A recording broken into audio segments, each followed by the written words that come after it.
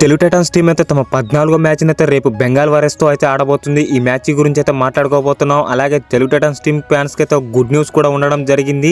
నిజంగా ఈ వీడియో చాలా ఇంట్రెస్టింగ్ గా ఉంటుంది కాబట్టి ముఖ్యంగా pro kabaddi season 12 fantastic updates కోసం అయితే అందరికంటే ముందుగా తెలుగులో మన ఛానల్లో ఉంటాయి ఫ్రెండ్స్. మీరైతే సబ్స్క్రైబ్ మరి ఫాలో చేయడం మర్చిపోకండి. ఈ మ్యాచ్ లో తెలుగు టైటన్స్ టీం కి అయితే ఫుల్ అడ్వాంటేజ్ అయితే ఉండడం జరిగింది. ఎటు చూసినా తెలుగు టైటన్స్ టీమే బలంగా కనబడుతుంది కాబట్టి ఈ మ్యాక్సిమం తెలుగు టైటన్స్ టీమే గెలిచే అవకాశం అయితే ఉంది.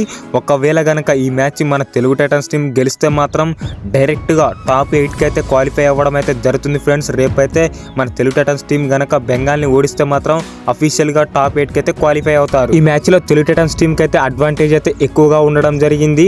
దేవాంగ్ మినహాయించి ఎవ్వరు కూడా ఆ టీంలో అంతగా ఆడడం లేదు కాబట్టి అయితే ఫుల్ అడ్వాంటేజ్ అయితే ఉండడం జరిగింది.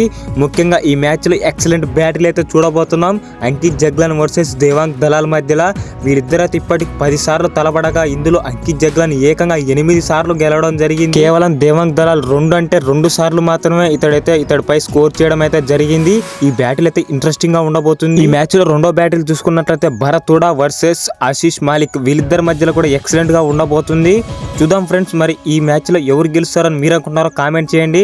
కానీ ఈ మ్యాచ్ లో ఎటు చూసినా తెలుగు టైటన్స్ టీమే అడ్వాంటేజ్ కనబడుతుంది. అలాగే భరత్ విజయ్ రాణిస్తే మాత్రం ఈ మ్యాచ్ లో తిరుగుండదు. ముఖ్యంగా అంకిత్ ఆడితే మాత్రం మ్యాచ్ గెలిచినట్టే ఫ్రెండ్స్.